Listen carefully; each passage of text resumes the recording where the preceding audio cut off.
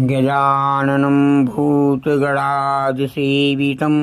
कपीठजम्बूफलचारुभक्षणम् उमासुतं शोकविनाशकारकं नमामि विघ्नेश्वरपादपङ्कजम्। ये उपवास सप्ताह के दिवस बृहस्पतिवार व्रत कथा को रखा जाता है। किसी भी माह के शुक्ल पक्ष में अनुराधा नक्षत्र और गुरुवार के योग के दिन इस व्रत की शुरुआत करनी चाहिए। नियमित 7 व्रत करने से गुरु ग्रह से उत्पन्न होने वाला अनिष्ट नष्ट होता है। कथा और पूजन के समय मन, क्रम और वचन से शुद्ध होकर मनोकामना पूर्ति के लिए विश्वदेव से प्रार्थना करनी चाहिए। पीले रंग के चंदन, अन्न, वस्त्र और फूलों का इस व्रत में विशेष महत्व होता है। विधि: सूर्योदय से पहले उठकर स्नान से निवृत्त होकर पीले रंग के वस्त्र पहनने चाहिए। शुद्ध जल छिड़क कर पूरा घर पवित्र करें। घर के ही किसी पवित्र स्थान पर बृहस्पतिवार की मूर्ति या चित्र स्थापित करें। तत्पश्चात पीत वर्ण के गंध, पुष्प और अक्षत से विधि विधान से पूजन करें। इसके बाद निम्न मंत्र से प्रार्थना करें। धर्म शास्त्रार्थ तत्त्वज्ञ ज्ञान विज्ञान पारग विविधार्थ हरा चिंते देवाचार्य नमोस्तुते। तत्पश्चात आरती का कर व्रत कथा सुने। व्रत के दिन क्या करें? इस दिन एक समय ही भोजन किया जाता है। व्रत करने वालों को भोजन में चने की दाल अवश्य खानी चाहिए। बृहस्पतिवार के व्रत में कंदली फल, केले के वृक्ष की पूजा की जाती है।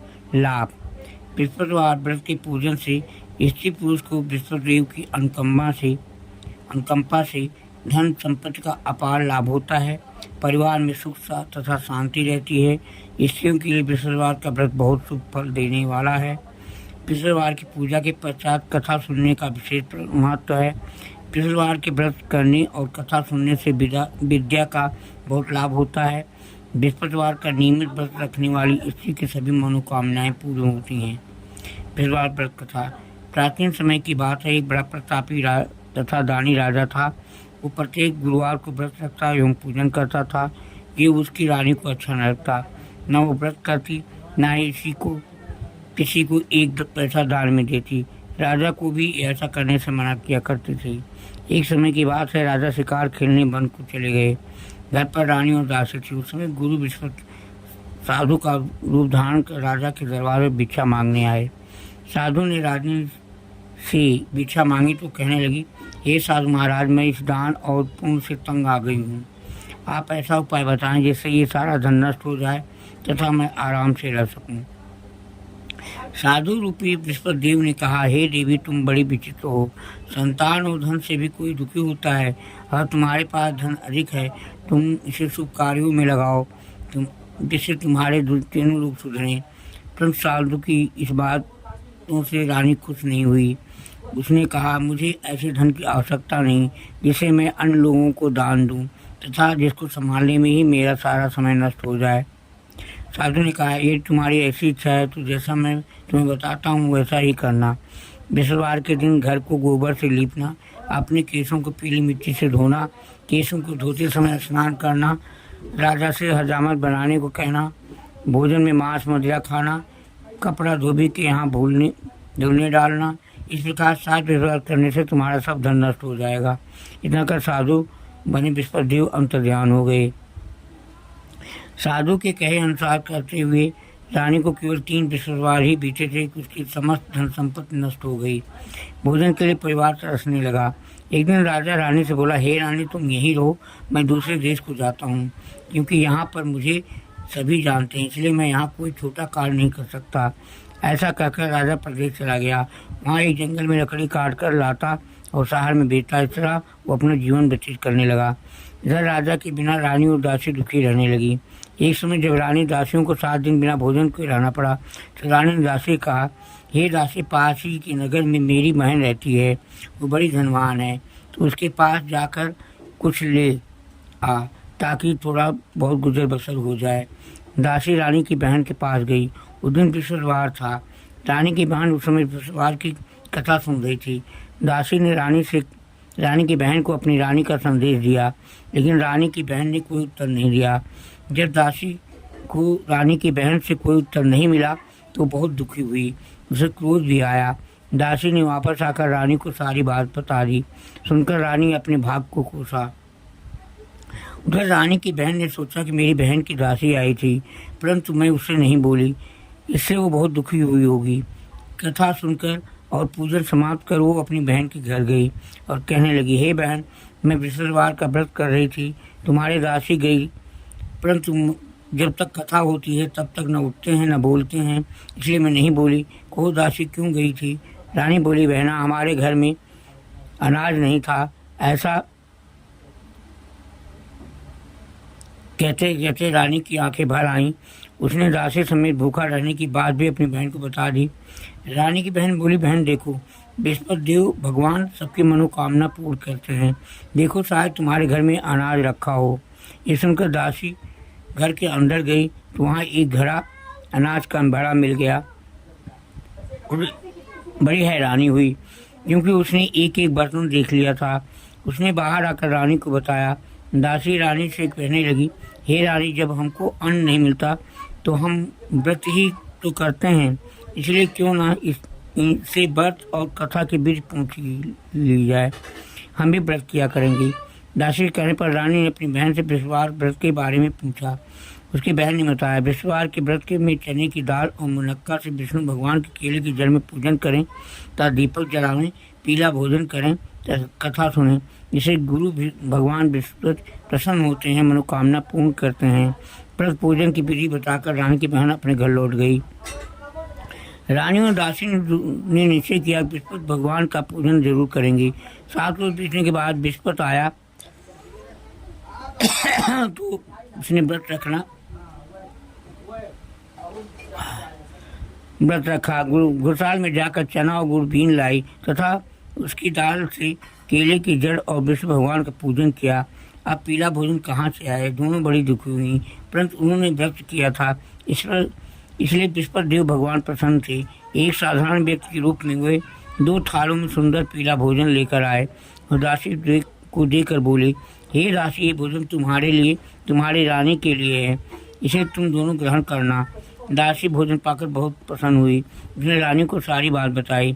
उसके बाद वे प्रत्येक बृहस्पतिवार को गुरु भगवान का व्रत और पूजन करने लगी। बृहस्पति भगवान की कृपा से उनके पास धन हो गया, परंतु रानी फिर से पहले की तरह आलस करने लगी। तब दासी बोली, देखो रानी, तुम पहले भी इस प्रकार आलस करती थी, तुम्हें धन की रखने में कष्ट होता था, इस कारण सभी धन नष्ट हो गया। अब गुरु भगवान की कृपा से धन मिला है तो फिर तुम्हें आलस होता है। बड़ी मुसीबतों के बाद हमने ये धन पाया है, इसलिए हमें दान पुण्य करना चाहिए। अब तुम भूखे मनुष्यों को भोजन कराओ, प्याऊ लगवाओ, ब्राह्मणों को दान दो, कुआं, तालाब, बावड़ी आदि का निर्माण करवाओ, मंदिर पाठशाला बनाकर ज्ञान दान दो, तुम्हारी कन्याओं का विवाह करवाओ, अर्थात धन को शुभ कार्यों में खर्च करो। इससे तुम्हारे कुल का यश बढ़े और स्वर्ग प्राप्त हो और पितर प्रसन्न हो। दासी की बात रानी शुभ कर्म करने लगी, उसका यश फैलने लगा। एक दिन रानी और दासी आपस में विचार करने लगी कि न जाने राजा किस दशा में होंगी, उनकी कोई खोज खबर भी नहीं है। उन्होंने श्रद्धापूर्वक गुरु भगवान से प्रार्थना की, राजा कहीं भी हो शीघ्र वापस आ जाए। उधर राजा प्रदेश में बहुत दुखी रहने लगा। वो प्रतिदिन जंगल से लकड़ी बीन कर लाता और उसे शहर में बेचकर अपने दुखी जीवन को बड़ी कठिनता से व्यतीत करता। एक दिन दुखी हो अपनी पुरानी बातों को याद करके वो रोने लगा और उदास हो गया। उसी समय राजा के पास बृहस्पति देव साधु के वेश में आकर बोले, हे लकड़हारे, तुम इस सुनसान जंगल में किस चिंता में बैठे हो, मुझे बतलाओ। ये सुन राजा के नेत्रों में जल भर आया। साधु की वंदना कर राजा ने अपनी संपूर्ण कहानी सुना दी। महात्मा दयाल होते हैं, वे राजा से बोले, हे राजा, तुम्हारी पत्नी बृहस्पतिदेव के प्रति अपराध किया था, जिस कारण तुम्हारी दशा हुई। अब तुम किसी प्रकार की चिंता मत करो, भगवान तुम्हें पहले से अधिक धन देंगे। देखो, तुम्हारी पत्नी ने बृहस्पतिवार का व्रत आरंभ कर दिया है। अब तुम भी बृहस्पतिवार का व्रत करके धन, चने की दाल व गुड़ जल के लोटे में डालकर केले का पूजन करो। फिर कथा कहो या सुनो, भगवान तुम्हारी सब कामनाओं को पूरी करेंगे। साधु की बात सुनकर राजा बोला, हे प्रभु, लकड़ी बेच कर तो इतना पैसा भी नहीं बचता जिससे भोजन करने के उपरांत कुछ बचा सकूं। मैंने रात्रि में अपनी रानी को व्याकुल देखा है। मेरे पास कोई साधन नहीं जिससे इसका समाचार जान सकूं। फिर विपत्तियों की कहानी, क्या कहानी कहूँ, ये भी मुझको मालूम नहीं है। साधु ने कहा, हे राजा, मन से विश्वास भगवान की पूजन व्रत का निश्चित करो। वे स्वयं तुम्हारे लिए कोई राह बना देंगे। विश्वास के तुम रोजाना की लकड़ियाँ लेकर शहर में जाना। तुम्हें रोज से दुगना धन प्राप्त होगा, जिससे तुम भली भांत भोजन कर लोगे तथा विश्वत देव की पूजा का सामान भी आ जाएगा। तो जो तुमने विश्ववार की कहानी के बारे में पूछा है वो इस प्रकार है। विश्वदेव की कहानी। प्राचीन काल में एक बहुत निर्धन ब्राह्मण था। उसके पास कोई संतान नहीं थी। वो नित्य पूजा करता, उसकी स्त्री न स्नान करती न किसी देवता का पूजन करती। इस कारण ब्राह्मण देवता बहुत दुखी रहते थे। भगवान की कृपा से ब्राह्मण के यहाँ एक कन्या उत्पन्न हुई। कन्या बड़ी होने लगी। प्रातः स्नान करके भगवान विष्णु का जप करती, विश्ववार का व्रत भी करने लगी। पूजा पाठ समाप्त कर पाठशाला जाती तो अपनी मुट्ठी में जो भर कर ले जाती और पाठशाला आने के मार्ग में डालती रहती। लौटते समय वही जो स्वर्ण के हो जाते तो उन्हें बीन कर घर ले आती। एक दिन वो बालिका सूप में उन सोने की जौ को फटक कर साफ कर रही थी कि तभी उसकी माँ ने देख लिया और कहा, हे बेटी, सोने की जौ को फटकने के लिए सोने का सूप भी होना चाहिए। दूसरे दिन गुरुवार था। कन्या ने व्रत रखा और विश्ववार से सोने का सूप देने की प्रार्थना की। बृहस्पति देव ने उसकी प्रार्थना स्वीकार कर ली। रोजाना की जब कन्या वो फैलाती हुई पाठशाला चली गई, पाठशाला से लौटकर जब वो जो बीन रही थी तो विश्वदेव के पास से सोने का सूप मिला। उसे वो घर ले आई और उससे जो साफ करने लगी, परंतु उसकी माँ का यही ढंग रहा। एक दिन की बात है, कन्या सोने के सूप में जब जो साफ कर रही थी, उस समय उस नगर का राजकुमार वहाँ से निकला। कन्या के रूप देखकर उस पर मोहित हो गया। राजकुमार आकर वो भोजन तथा जल त्याग कर उदास होकर लौट गया। राजा को उस राजकुमार द्वारा अन्न जल त्यागने का समाचार ज्ञात हुआ तो उसने मंत्रियों के साथ वो अपने पुत्र के पास गया और कारण पूछा। राजकुमार ने राजा को उस लड़की के घर का पता भी बता दिया। मंत्री उस लड़के के घर गया। मंत्री ने ब्राह्मण के समक्ष राजा की ओर से निवेदन किया। कुछ ही दिनों बाद ब्राह्मण की कन्या का विवाह राजकुमार के साथ संपन्न हो गया। कन्या के घर जाते ही ब्राह्मण के घर में पहले की बात गरीबी का निवास हो गया। एक दिन दुखी होकर ब्राह्मण अपनी पुत्री से मिलने गया। बेटी ने पिता की अवस्था को देखकर और अपनी माँ का समाचार पूछा। ब्राह्मण ने सभी हाल कह सुनाया। कन्या ने बहुत सा धन देकर अपने पिता को विदा कर दिया, लेकिन कुछ दिन बाद फिर वही हाल हो गया। ब्राह्मण फिर अपनी कन्या के वहाँ गया, सही हाल कहा। पुत्री बोली, पिताजी, आप माता जी को यहाँ लिवा लाओ, मैं उन्हें वो विधि बता दूंगी जिससे गरीबी दूर हो जाए। ब्राह्मण देवता अपनी स्त्री के साथ लेकर अपनी पुत्री के पास राजमहल पहुँचे तो पुत्री अपनी माँ को समझाने लगी, हे माँ, तुम प्रातः काल स्नान आल कर विष्णु भगवान का पूजन करो तो सब दरिद्रता दूर हो जाएगी। परंतु उसकी माँ ने उसकी एक भी बात नहीं मानी। वो प्रातःकाल उठकर अपनी पुत्री का बच्चा जूठन खा लेती थी। एक दिन उसकी पुत्री को बहुत गुस्सा आया। उसने अपनी माँ को एक कोठरी में बंद कर दिया। प्रातः उसे स्नान करा के पूजा पाठ करवाया तो उसकी माँ की बुद्धि ठीक हो गई। उसके बाद वो नियम से पूजा पाठ करने और प्रत्येक बुधवार को व्रत कर रखने लगी। इस व्रत के प्रभाव से मृत्यु के बाद वो स्वर्ग को गई। वो ब्राह्मण सुखपूर्वक इस लोक का सुख भोग कर स्वर्ग को प्राप्त हुआ। इस कहानी कहकर सात देवता वहाँ से लोप हो गए। धीरे धीरे समय व्यतीत होने पर फिर विश्ववार का दिन आया।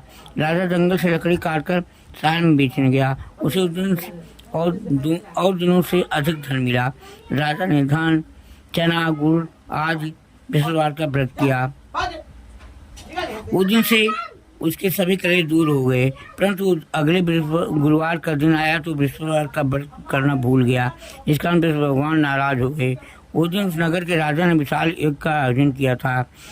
उसने अपने समस्त राज्य में घोषणा करवा दी थी कि सभी मेरे यहाँ भोजन करने आवें, किसी के घर चूल्हा न जले। इस आज्ञा को जो न मानेगा उसको फांसी दे दी जाएगी। राजा की आज्ञा अनुसार राज्य के सभी बासी राजा के भोज में सम्मिलित हुए, लेकिन लकड़हारा कुछ देर से पहुंचा, इसलिए राजा उसको अपने साथ महल में ले गए। जब राजा लकड़हारे को भोजन करा रहे थे तो रानी की दृष्टि खूंटी पर पड़ी, जिस पर उसका हार लटका रहा हुआ था। उसे हार खूंटी पर लटका दिखाई नहीं दिया। रानी को निश्चय हो गया कि मेरा हार इस लकड़हारे ने चुरा लिया है। उसी समय सैनिक बुलाकर उसको जेल में डलवा दिया।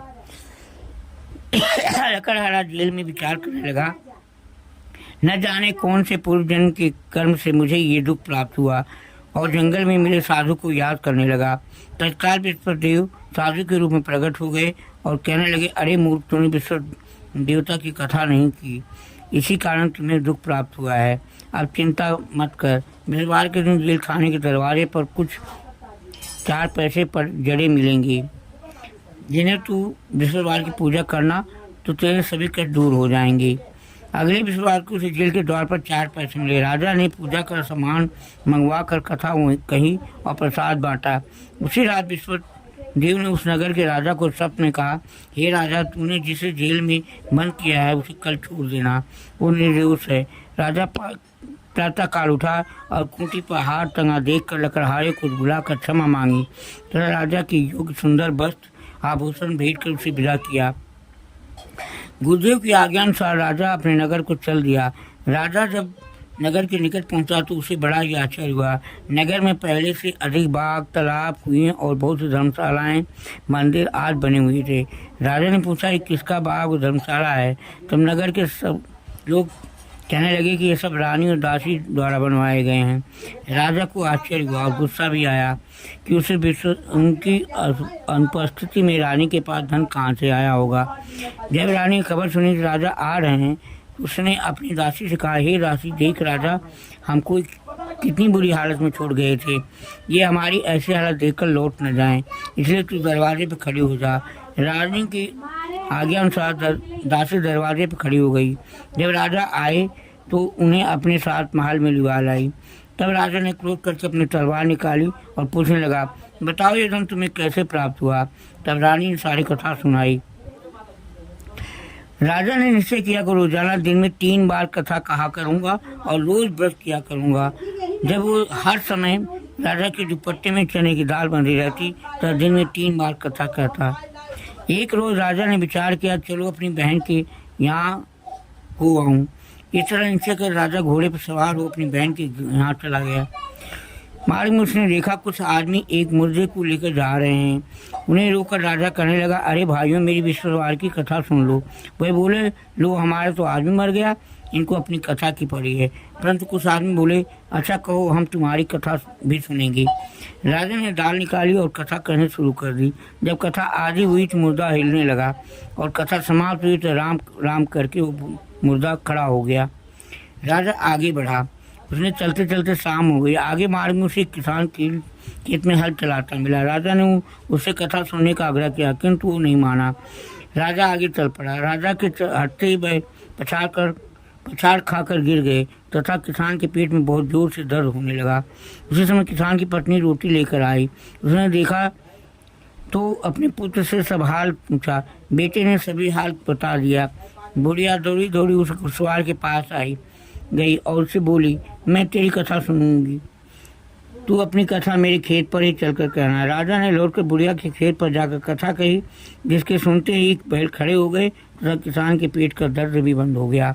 राजा अपनी बहन के घर पहुंचा। बहन ने भाई की खूब बेईमानी की। दूसरे दिन प्रातः काल राजा जागा तो देखने लगा कि सब लोग भोजन कर रहे हैं। राजा ने अपनी बहन से जब पूछा, ऐसा कोई मनुष्य जिसे भोजन नहीं किया हो जो मेरी विश्ववार की कथा सुन ले?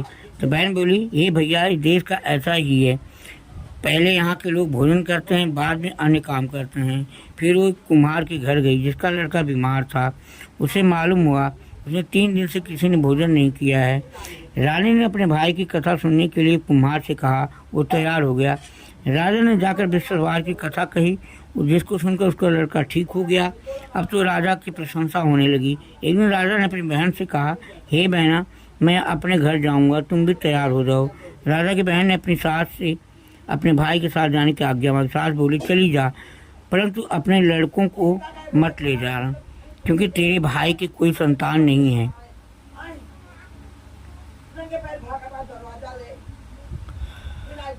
कि भाई की कोई संतान नहीं होती है। बहन ने अपने भाई से कहा है भैया मैं तो चलूंगी परंतु कोई बालक नहीं जाएगा। अपनी बहन को छोड़कर दुखी मन से राजा अपने नगर को लौट आया। राजा ने रानी से सारी कथा बताई। बिना भोजन किए वो सैया पर लेट गया। रानी बोली हे प्रभु विश्वदेव ने हमें सब कुछ दिया है, वो हमें सब संतान अवश्य देंगे। उसी रात विश्वदेव ने राजा को स्वप्न में कहा हे राजा उठ, सभी सोच त्याग दे, तेरी रानी गर्भवती है। राजा को यह जानकर बड़ी खुशी। 9 महीने रानी के गर्भ से सुंदर पुत्र पैदा हुआ। तब राजा बोला हे रानी, स्त्री बिना भोजन के रह सकती है परंतु बिना कहे नहीं रह सकती। जब मेरी बहन आए तो तुम उससे कुछ मत कहना। रानी ने हाँ कर दी। जब राजा की बहन ने शुभ समाचार सुना तो बहुत खुश हुई और बधाई लेकर अपने भाई के पास आई। रानी ने तब उसे आने का उलाहना दिया। तब भाई ने अपने साथ ला रहे थे, वो तब टाल गई, उनके साथ ना आई। अब आज आप ही भागी भागी बिना बुलाए आ गई। तो राजा की बहन बोली भाई मैं इस प्रकार न कहती तो तुम्हारे घर औलाद कैसे होती। जो सभी कामनाएं पूर्ण करते हैं, जो सद्भावना पूर्वक विश्वास का व्रत करता है, जो कथा पढ़ता है अथवा सुनता है और दूसरे को सुनाता है, विश्वदेव उसकी सभी मनोकामनाएं पूर्ण करते हैं तो सदैव रक्षा करते हैं। जो इस संसार में सद्भावना से गुरुदेव का पूजन एवं व्रत सच्चे हृदय से करते हैं, जैसे सच्चा भावना से रानी और राजा ने विश्वदेव की पूर्ण की, अनजाने में भी विश्वदेव की उपेक्षा न करें। ऐसा करने से सुख शांति नष्ट हो जाती है। इसलिए सबको कथा सुनने के बाद प्रसाद लेकर जाना चाहिए। हृदय में उसका मनन करते हुए जयकारा बोलना चाहिए। इस श्री विश्वदेव की आरती। जय बृहस्पति देवा ओम जय बृहस्पति देवा, छीन छीन भोग लगाऊं कदली फल मेवा, ओम जय बृहस्पति देवा। स्वामी जय बृहस्पति देवा, स्वामी बृहस्पति देवा, तुम पूर्ण परमात्मा तुम अंतर्यामी, स्वामी तुम अंतर्यामी। जगत पिता जगदीश्वर तुम सब स्वामी, ओम जय बृहस्पति देवा, जय बृहस्पति देवा। चरणामृत निज निर्मल सब पातक हरता, सब पातक हरता, सकल मनोरथ दायक, सकल मनोरथ दायक, कृपा करो भरता, ओम जय बृहस्पति देवा, स्वामी जय बृहस्पति देवा। तन मन धन अर्पण कर जो जन शरण पड़े, स्वामी जो जन शरण पड़े। प्रभु प्रकट तब होकर, प्रभु प्रकट तब होकर, आकर द्वार खड़े, ओम जय बृहस्पति देवा, स्वामी जय बृहस्पति देवा।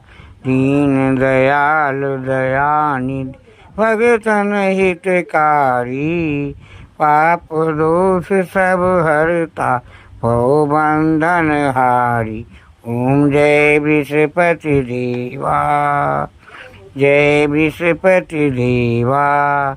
सकल मनोरथ दायक सब संशय हारो, स्वामी सब संशय हारो।